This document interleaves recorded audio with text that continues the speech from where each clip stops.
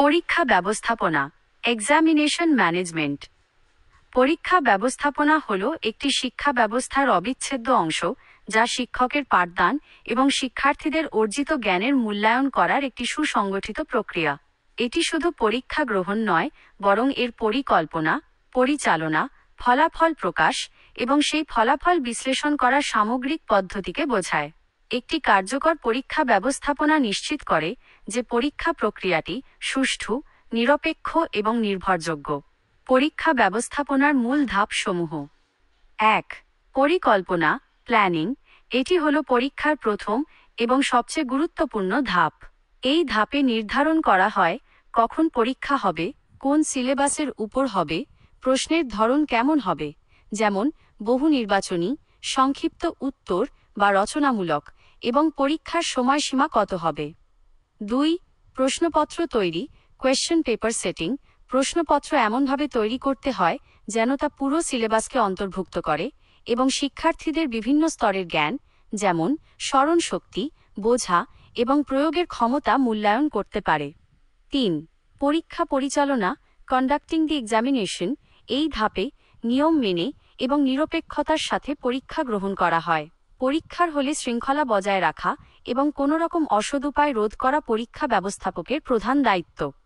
উত্তরপত্র মূল্যায়ন, evaluation of answer scripts. এটি একটি অত্যন্ত সংবেদনশীল কাজ। উত্তরপত্র মূল্যায়নের সময় শিক্ষকের উচিত নিরপেক্ষতা বজায় রাখা এবং নির্দিষ্ট মানদণ্ড অনুসারে নম্বর প্রদান করা। ৫. ফলাফল প্রকাশ, রেজাল্ট পাবলিকেশন। সঠিক সময় এবং স্বচ্ছতার সাথে পরীক্ষার ফলাফল প্রকাশ করা উচিত। এর মধ্যে থাকে নম্বর তালিকা, গ্রেড এবং অন্যান্য প্রয়োজনীয় তথ্য। মূল্যায়ন, ইভ্যালুয়েশন। মূল্যায়ন হল শিক্ষার্থীদের শিখন প্রক্রিয়া এবং অর্জিত জ্ঞানের সামগ্রিক যাচাই প্রক্রিয়া। এটি কেবল নম্বর বা গ্রেড প্রদানের মধ্যেই সীমাবদ্ধ নয়, বরং শিক্ষার্থীর দুর্বলতা ও সবলতা চিহ্নিত করে তাকে ভবিষ্যতে আরও ভালো করার জন্য নির্দেশনা প্রদান করা। মূল্যায়ন শিক্ষণ প্রক্রিয়ার একটি অবিচ্ছেদ্য অংশ। মূল্যায়নের প্রকারভেদ। ১. গঠনমূলক মূল্যায়ন, ফর্মেটিভ ইভ্যালুয়েশন।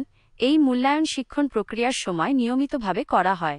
এর মূল উদ্দেশ্য হল শিক্ষার্থীদের দুর্বলতা চিহ্নিত করে তাদের উন্নতিতে সহায়তা করা, যেমন ক্লাসে কুইজ, মৌখিক প্রশ্ন বা বাড়ির কাজ। এই মূল্যায়ন শিক্ষার্থীদের তাৎক্ষণিক প্রতিক্রিয়া, ফিডব্যাক পেতে সাহায্য করে। ২. চূড়ান্ত মূল্যায়ন, সামেটিভ ইভ্যালুয়েশন। এই মূল্যায়ন কোনো পাঠ্যক্রম বা শিক্ষাবর্ষের শেষে করা হয়।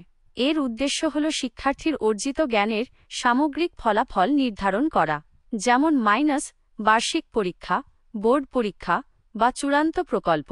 এই মূল্যায়নের মাধ্যমে শিক্ষার্থীদের একটি গ্রেড বা সার্টিফিকেট প্রদান করা হয়। ৩. নির্ণায়ক মূল্যায়ন, ডায়াগনস্টিক ইভ্যালুয়েশন।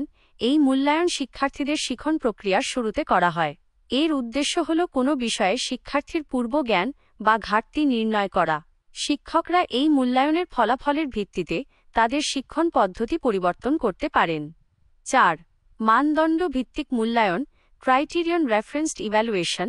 এই মূল্যায়নে শিক্ষার্থীর ফলাফল একটি পূর্বনির্ধারিত মানদণ্ডের ভিত্তিতে বিচার করা হয়। যেমন কোনো শিক্ষার্থী যদি পরীক্ষায় ৮০% নম্বর পায়, তবে সে এই গ্রেড পাবে। এখানে অন্য শিক্ষার্থীদের ফলাফলের সাথে তুলনা করা হয় না। ৫. আদর্শ ভিত্তিক মূল্যায়ন, নর্ম রেফারেন্সড ইভ্যালুয়েশন। এই মূল্যায়নে একজন শিক্ষার্থীর ফলাফলকে অন্যান্য শিক্ষার্থীর ফলাফলের সাথে তুলনা করা হয়। যেমন কোনো শিক্ষার্থী যদি তার ক্লাসের সেরা ৫% শিক্ষার্থীর মধ্যে থাকে, তবে সে এই গ্রেড পাবে। এখানে শিক্ষার্থীদের মধ্যে একটি প্রতিযোগিতা তৈরি হয়।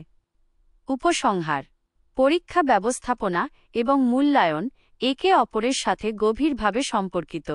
একটি সুষ্ঠু পরীক্ষা ব্যবস্থাপনা হল কার্যকর মূল্যায়নের ভিত্তি।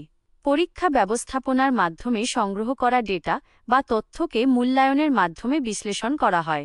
এই দুটি প্রক্রিয়া শিক্ষককে তার শিক্ষণ পদ্ধতির কার্যকারিতা সম্পর্কে জানতে সাহায্য করে এবং শিক্ষার্থীদের সার্বিক বিকাশে